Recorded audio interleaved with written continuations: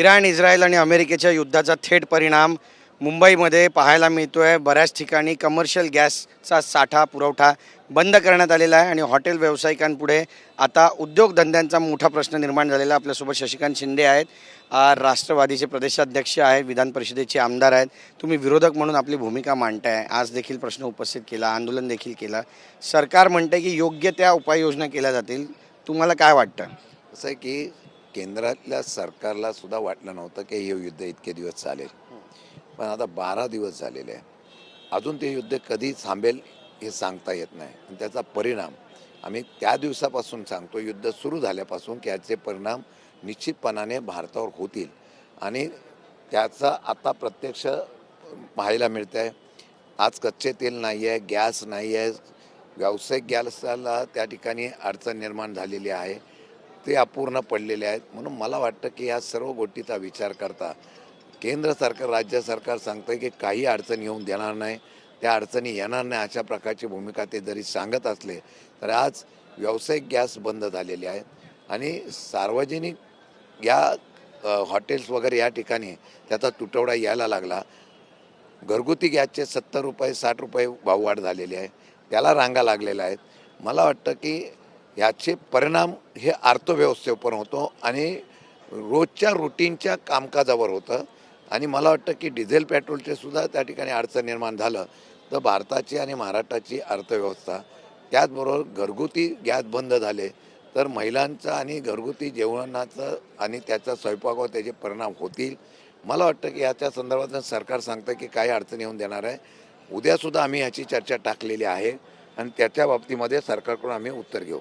नक्कीच. पण ही परिस्थिती आणखी जास्त चिघळेल असं चित्र तुम्हाला सध्या दिसतंय का? मला आता तसं तर वाटतं आहे की ही परिस्थिती अजून चिघळू शकते, कारण कोणी तडजोडीला मानायला तयार नाही आणि तडजोड करण्यासाठी कुठलंही राष्ट्र किंवा युनोसुद्धा मध्ये येत नाही. याचा अर्थ असा आहे की ह्या युद्धाचा भडका अजून काही काळ चालवू शकतो. विरोधक म्हणून आज एक महत्त्वाचा मुद्दा मांडण्यात आला मुंबईतील SRNचा आणि बराचसा भ्रष्टाचार चालला आहे. डेव्हलपर्स पैसे घेऊन फरार झाल्याचं सुद्धा बोललं जातं. 200-300 कोटीचे प्रकल्प आहेत, भाडी मिळत नाही आहेत लोकांना. विरोधक म्हणून भूमिका काय असणार?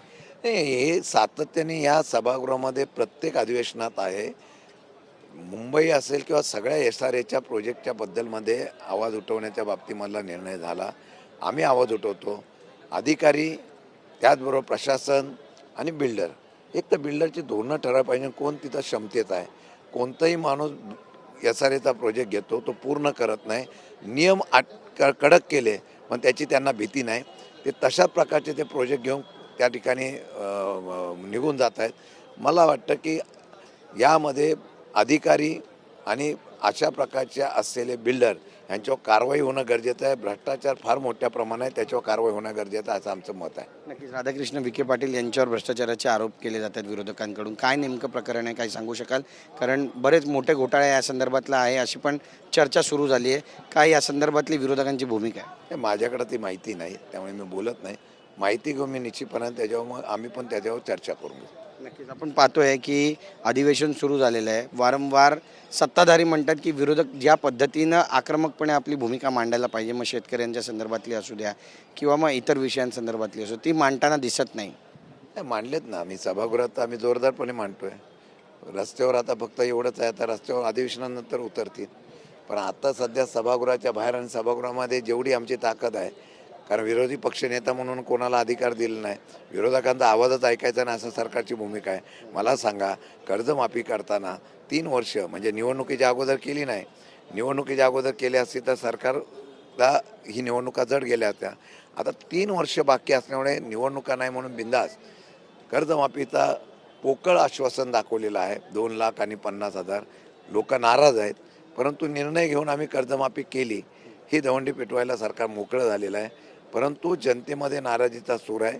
मला वाटतं की आवाज तर आम्ही प्रखरतेने उठवतोय आणि उद्यासुद्धा रस्त्यावर तो उठवण्याचा प्रयत्न करणार पण आहोत. या युद्धांच्या बातम्यामुळे कुठेतरी दादांच्या अपघाताच्या चौकशीचा जो विषय आहे तो साईडलाईन झाला असं म्हणावं. अजिबात नाही. आम्ही आज पण मी सभागृहामध्ये मांडलेलं आहे की तुम्ही ही चर्चा स्वीकारली आहे, ती अजून का लावली नाही.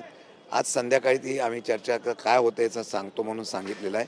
माझ्या माहितीप्रमाणे निदान पहिली घटना असेल की याची मागणी करण्याची सातत्याने पाठपुरावा केला गेला. त्यामुळे काही कंपन्यांवर कारवाई झाली, काही लोकांवर कारवाई झाली, अजून बरंच काही चर्चेमध्ये बाहेर येईल. त्याच्या बाबतीमध्ये आम्ही तो विषय बाजूला पडला असं मला दिसून द्यायचं नाही, येणार नाही याची काळजी घेऊ. धन्यवाद आमची बातचीत केल्याबद्दल. कॅमेरा पर्सन खंडूराजचं गिरीश गायकवाड, TV9 मराठी, मुंबई.